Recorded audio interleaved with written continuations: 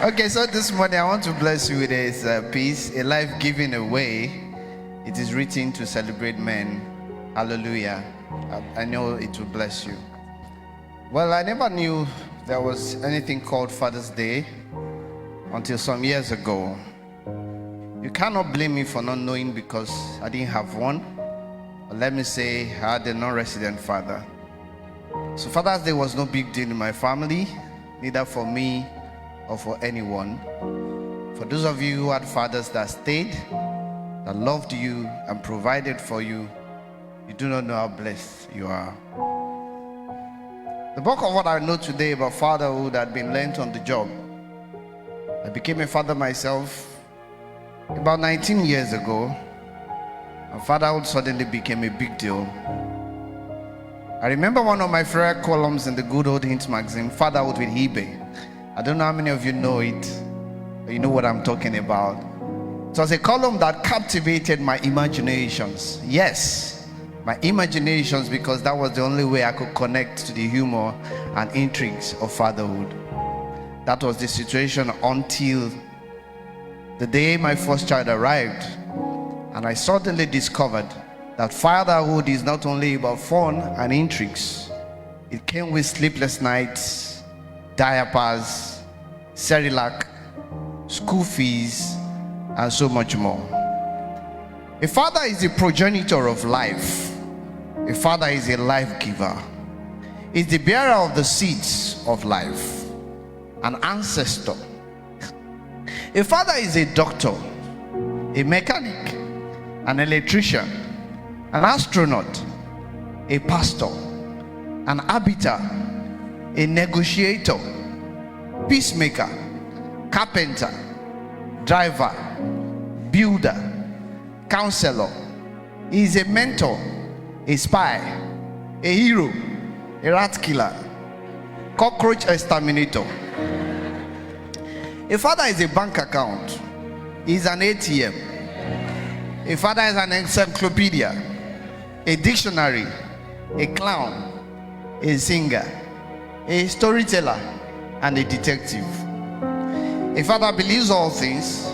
He knows all things. I can answer any question. Questions ranging from daddy, how did I come out of my mommy's tummy? To daddy, what is sex? I'm yet to figure out to answer that one. In case you have, I am open to your help. Fatherhood is a life walk. Fatherhood is a calling. It is a sacrifice. Think about it. How many of you have ever thought about quitting your job? How many of you discount insults from bosses and customers and continue all the same? You chose to most of the time not because of yourself, but for your family. We sacrifice our dreams, comfort, our hard-earned income for our families. Our most productive years are spent working and working and working more to provide for our wives and children. We take bank loans to pay school fees, to pay house rent, to meet clothing and put food on the table. We are hard pressed on every side.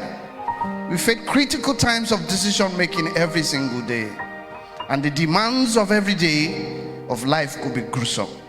We face pressures everywhere, in the office, in traffic, in church, and everywhere. And added to this, you must have to explain yourself.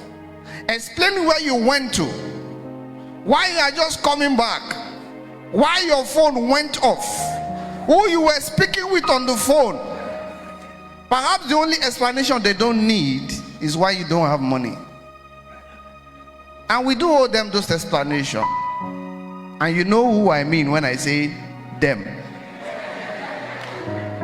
You probably would have realized by now why your father couldn't afford all you asked for. You know by now why you couldn't afford a duplex like your Frank's father. Why your whole family had to make do with the old 504. And not to worry, hopefully your own children will soon realize why you didn't give them what they asked for. I salute all the fathers that are seated here this morning.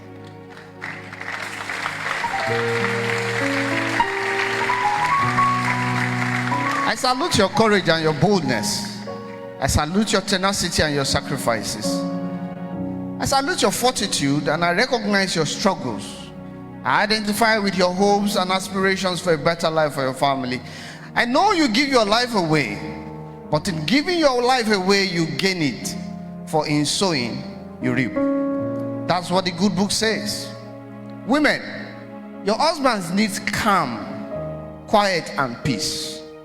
A man tries when there is peace in the house. Talk to us. Don't assume or presume. No silent treatment, no shouting matches.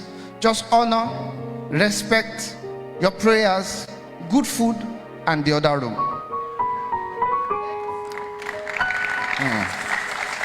But men and fathers, I must speak to you this morning that your work is not yet done. There is still much more to be done. We must lead our families from the front. We must show good example. Our lives must be built on values and not valuables, on principles and not principle, on integrity and not interests. We must shun all evil, shut our eyes to passing passions, and build our lives and families on eternal truths and principles. We must give a good thought to where and how we sow our seeds, and we must choose intentionally how we nourish the seeds that we sow. We must live and walk by faith and in faith, and prioritize our relationship with our God. That is the only way by which at the end of your toil we can sit back and enjoy the seeds that we have sown and the gardens that we have planted. That is the only way our sacrifices will not go and get rewarded. That is the only way our lives can be full and can be rich. Do your part. Pray for your children. Wherever they go, they will not forget you. I bet you don't want to have adults in diapers, children that become liabilities to you in your old age because you didn't give them what it takes to make it on their own. I pray for every father that is here this morning, and I ask God to give you strength, wisdom, and grace to weather the storms, to stay the course, to fulfill your purpose, and to finish strong. If you still have a father, reach out to him today and let him know you love him before it's too late. If you have a father, get on the phone after this service, call him, celebrate him. He may be old school or old fashioned. It's only because he spent his life watching your back. Happy Father's Day. God bless you.